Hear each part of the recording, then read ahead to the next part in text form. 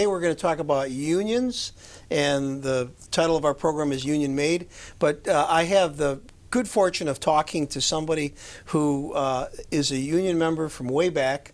And can I tell people what your age is, Willie? Yeah, you can. 87, right? Yep, 87. All right, so Willie's been around a long time, been in the union since the 1950s, and so he's a good historian about how unions have been a part of the American workforce, and I'm going to really ask him some questions, but pay attention because he's got some really great insights, and I think you'll appreciate them. So Willie, why did you join a union? Well, we didn't have a choice. Okay. As far as that goes, if you wanted to work in the plant there, you had to belong to the union. Okay. Unless you was going to be a person that works in the upstairs department. The managers. Okay. Yeah, managers. Yeah. And what was those early unions like when you were a member? Oh, I thought they was real good as far as I'm concerned, and we all seemed to get along real good, and come contract time, of course we had to do a lot of talking to make them see our way, and that. So there was negotiating for what kind of things? For clothes for us when we're working in some of the stuff, and for oh golly, make sure we glasses. Safety glasses. Yeah. So was there a big push on safety? Oh yes. Yeah. Oh yes. And the conditions got safer as a result of those negotiations? Oh yeah, yeah. Matter of fact, as far as I'm concerned, I thought Corning was one of the best places to work. Okay. As far as that goes. All right. And when it comes down to working in the union, and in the latter part of my work at Dow Corning, I ended up being on the committee for looking at the jobs that people would put in for to see if they can get a raise, and so that was my job for the union. Okay. And anytime we got into negotiations on it, it was a pretty clean negotiation, and everything worked real good. So if I understand you right, union people had a say as to whether or not people who worked with them should get a raise. Yeah. Yeah. So you would know if somebody was productive or not, and was worth that extra money. Yeah. Well, and then too, you look at the process that they're operating. Okay. And that. So if somebody had a really technical job that required a lot of skill, you would say to management, you ought to pay that person more. Yeah, right. Okay. Right, yep. So they were worth more to the company, and you should give them more money. Yeah, and we never had any problem as far as I could see. Do you think management appreciated that you could give them that kind of information? Oh yeah, I think so. Okay. Yeah. Right today, I see some of the management, and we're all together right now, to tell you the truth. Okay. You're all retired and kind of in the same boat. Yeah, we are. So what kind of things do you think the union gave you that made a difference in your life? Well, give me insight on a lot of things, I think. I used to go up to trying to think of the place up north. Black Lake? Yeah. The one we used to go one up that there. Walter Reuther put together? Yeah. Okay. Yeah. We used to go up there for training. Okay. And that, and everybody was kind of happy that we looking at some of these different things and seeing what's going on. So you looked at safety, hourly wages, vacation, yep, overtime pay, yep, and you said things like clothing allowances. Yeah. What about pay scale, pay raise? Yeah, those kinds of things. Yeah, and then pension. Pension, yep. I mean, you probably have, I don't want to get into your business, but you probably have a pension now, a defined pension Yes. that gives you a monthly guaranteed check for the rest of your life Yeah. because of the union. Yeah. Okay. Which a lot of people would love to have today. Mm-hmm. Yeah, oh, yeah. No 401k Yeah. roulette wheel. You have a check coming every month, guaranteed, no matter what. And as I understand it now, since Dow bought out Corning, that they don't have that pension program now. Okay. If they're going to have anything, they've got to put it together themselves. Right. So, Yeah. so it's a whole lot different now Yeah. than when we was all separate. And you got medical, right? Yes, we did. How would you describe what the union medical benefits were like? Oh, they was great. We Yeah. didn't have any problems with our medical part of it. That was for your whole family. Yeah. Yep. Yep. And were you able to put enough money aside for things that you needed? Oh yeah. Yeah. Did you live a pretty good life? Yeah. Did you have a car? Yeah. House? Did Did you take vacations? Oh yeah. Yeah. Yeah. Were you able to have fun? Oh yeah. You bet I did. Okay. Yeah. Yeah. Yeah. So what else can you tell me that, or a story or anything about your union experience? Oh, I'm trying to think. If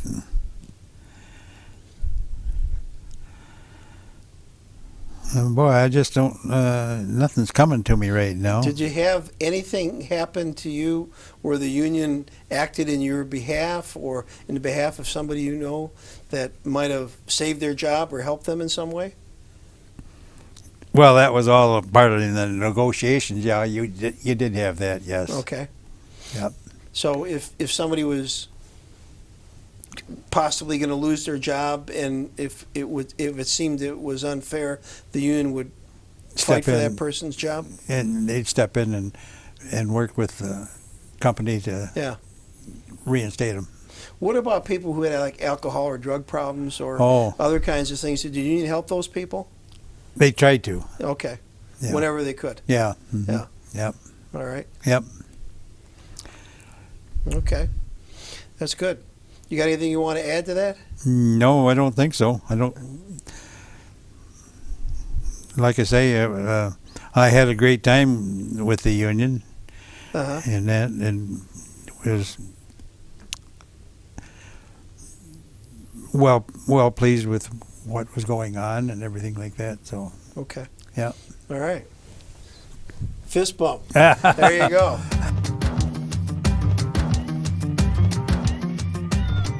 Tim, you're a member of a union. Why don't you tell me a little bit about when you joined or why you joined? Why did you want to be a part of a union? Well, I joined at a later age. I was 35 or 36, and I was in a career where I was getting paid okay, but there was like no retirement, and I was paying out of pocket $500 a month towards health care, which was a cost that 10 years prior to that didn't exist. So it was like affecting my life, my wife, our family, the lifestyle. So I wanted to join a union for a pension, health care, safety, and better wages. And I got all that and more. Okay.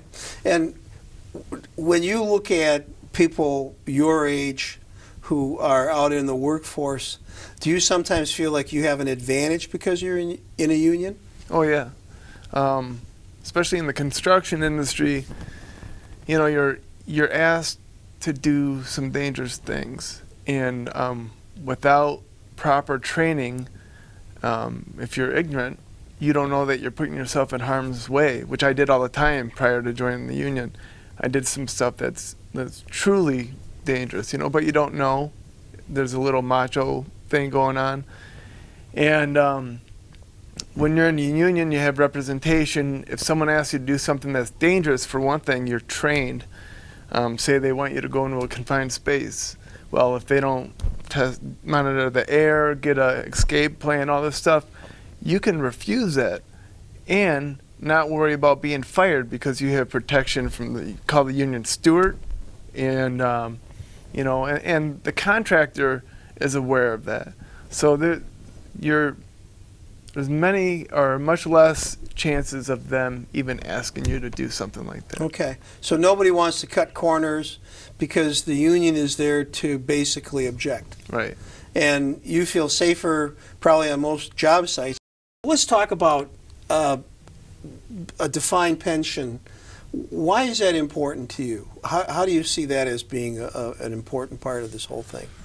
Well, I knew several people who were ready to retire the last time the stock market crashed, and it absolutely put a halt to it. And when the recession happened, and my dad, who was a public school teacher, had his pension.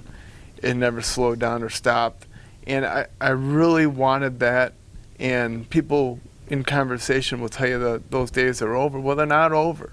They're not over. You just have to either join a union, or I don't know where else you would find something like that. But I knew that our local did, and that meant a lot to me. Just for security for my later years. Yeah. So later on, when you get older, you're going to get a guaranteed check, right? And you know that is something you can count on. Yeah. The first of the month it comes in. It's guaranteed. Yep. It's federally secured, and there's people who do not want you to have that for whatever reason. I don't understand it. They're trying to phase them out, and it means a lot to us. Okay. Yeah, and a defined pension is something, like you said, that does have some protection from the government, and Right. so that if it is something that is underfunded, the government can step in. Right. Yeah. So if our pension is invested in the stock market and the stock market tumbles, Yeah. I still get that money. Yeah. It's insured. A pension or a 401k is not insured. If that takes a dive, Yeah. you're Yes, the stock market goes up, and the stock market comes down. Right. And if you catch it on the way up, and you just happen to be retiring, you're probably happy. But if you catch it on the way down, like your dad was, our neighbors. our neighbor, yeah, so your neighbor was, it's not a good thing, is it? No. But your dad had a defined pension, Right. so he kept right on going. Right. Your neighbor did not have a defined pension, and he had to keep working. Yes. Well, that's really significant. Oh yeah. When you're 65, 7 years old, your health is deteriorating, and you're planning on this, and it's over. Yeah. Scared Yeah. me. Yeah, there were a lot of people who were baby boomers who didn't retire after that stock market crash. Yeah. And they kept working for another 10 years to try to fill that hole that was created. Right. And now they're 10,000 a day retiring, but Right. they had to wait almost 10 years to be able to do that. Yeah.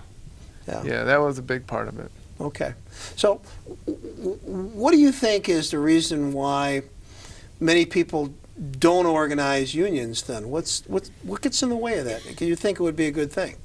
Well, there's politics. For whatever reason, people fall for the politics of it, and they think it's right, left wing, and if their lifestyle, Socialism? their socialism, the I whole, hear that word, yeah. and it drives me nuts to see someone, a working man, a working class person, bashing unions. Yeah. I just don't understand it. I mean, they're working for less wages, less than what they're worth, and maybe there's some jealousy, but I don't know why they wouldn't given the opportunity. I've had conversations with people, and there's never a logical answer. It's always, basically the whole political thing. Yeah. I'm a Republican, or I'm this and that, and there's plenty of Republicans, I hate to say it, that are in the local. Yeah. And for whatever reason they Second Amendment or what, but the fact of the matter is, you need a paycheck, a retirement, you need to be safe on the job, and to get paid well. And I think that it's just ignorance. You Okay. know? Well, I have this conversation with people on a number of levels, and I'm always curious as to why they wouldn't want to at least consider it, Right. and look at it objectively and compare it apples to apples, Right. and say, well, is there something good there? And if there is, why don't I take advantage of it? In a lot of open shops or non-union formats, people are motivated by fear of losing their job. And I just don't agree with that. I think that, if you're happy with your job or you should be motivated to do well, Well, one of the knocks on unions that I've heard over the years is they get in the union and then you've got all these deadwood guys that aren't producing, and the union carries them, and management has to suffer with employees that are unproductive or problem. How do you feel about that? Like anything else, you can't generalize a large population by a minority of the group, right? So if this guy over here is taking advantage of the situation, he's a slug, he's dragging his feet, whatever, he's still getting the same wage. But for all the people that are protected from the representation, who are asked to do dangerous stuff, or just any of the protections outweigh the one or two that slip through the cracks. So you're saying you sometimes have to carry these people, and unfortunately, they take advantage of the union. There's going to be some that, Okay. that weasel through. In our industry, if you get a reputation for being like that, you just don't, they don't keep you. I mean, we don't have, it's hard to explain. So the union hall doesn't put their name at the top of the list. Well, is they'll what go you're with the list. Yeah. They'll send you out. saying. The guy will look at the workers he gets, and Yeah. he'll be like, "Oh, I got Joe Blow again," and goes, "Okay." And then as soon as he can get rid of him, he's gone. If you are not a good worker, you don't stay working. Yeah. Then you get a reputation. Next thing you know, you're on the road because no one wants to really deal with you or your drama. Okay. If you're a good worker, Yeah. you'll do better. They'll retain you in the leaner times. Well, let me ask you this question. Here's the flip side of that. Is there some peer pressure from the union to tell people to do a better job? Oh yeah. Yeah. Oh, We don't hear about that though. Why is that? they drill it in our head. I'm not quite sure, but it's drilled in our head that we are competing against non-union workers all the time. We're asking for these wages and these benefits, and if we don't do it right the first time, do it better, do it safer, then we're not worth our money. Yeah. But we get the training, and we do it right. Union made used to be a symbol in this country for a quality piece of something, Right. And then there was a time when union made, maybe it lost some of that.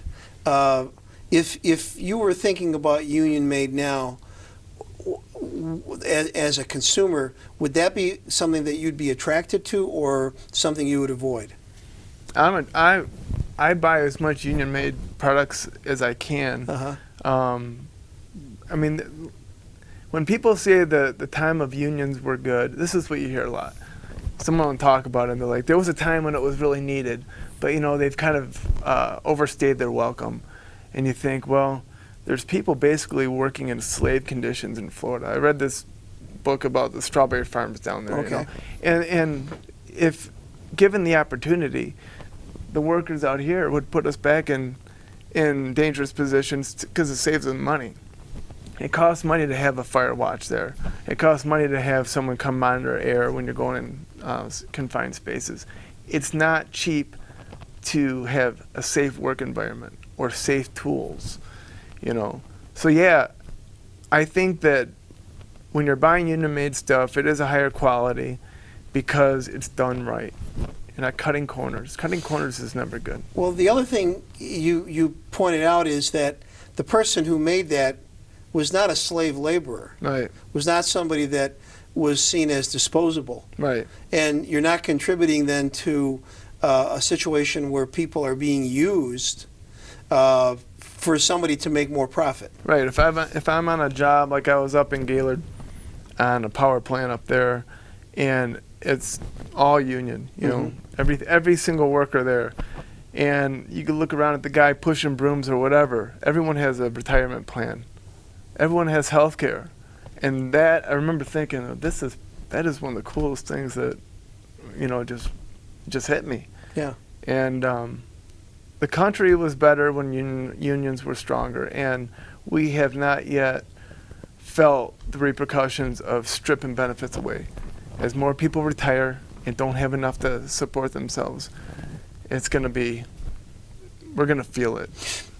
As a boomer, somebody born in that generation, I see many of my cohort as being well off, and most of them as a result of unions, and they're living a pretty good life. But I see their children and their grandchildren not having so much, and I keep hearing from them, geez, I wish I could do something to improve the lives of my children and grandchildren, because they're not going to have it as good. They're going to have to pay off a lot of things. And I even hear some of them saying that they have to live with us because they can't make it without our help. Right. So how do you think that whole thing can be dealt with more effectively through the unions or whatever? Well, with collective bargaining, you know, it is what it is. You know, we meet together, we come up with a wage, and we're not competing against each other, you know. So I found, like, in my old industry, which was non-union the whole way through, there was basically, when the economy took a dive, it was a race for the bottom, cutting corners everywhere they could. And then when the economy kind of recovered, it was gone. You weren't going to get it back. As far as, like, the people that are not in, like, the nurses unionizing, that's a positive thing that happened, I think, up in Traverse City. And I don't know. I mean, there's organizing efforts all over today, and our union in the national level is putting a lot of money towards organizing non-union people. Trying to get them to understand what that is. Yeah, Okay. and you know, a non-union pipe fitter or plumber, trying to get them to join, making sure that they do things safely and right, and get the wage that they deserve, and it's better for America. Let me ask you this question. You've been on union sites and non-union sites, and maybe people can relate to this. Where do you find most of the new pickup trucks?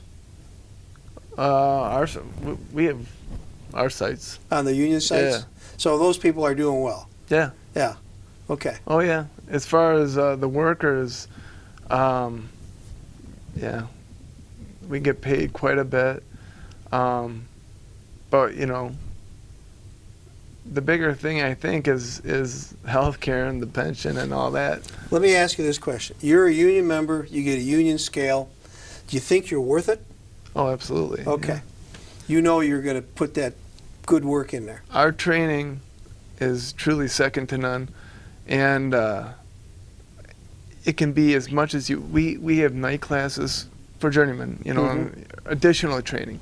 You go through the 5-year apprenticeship, and then there's additional training that you can get beyond that. I mean, you can get college education through the union. I mean, they want you to represent them well if you go on the road or whatever, but they want you to be a good worker. And it's important to them. They drive that into our head from day one, is you really have to take pride in what you do with the tools. Okay. Anything you want to add to that, Tim? No, I'm happy that I did it. It's the best career decision I've made. So that's it. Yeah, there you go. Thank you.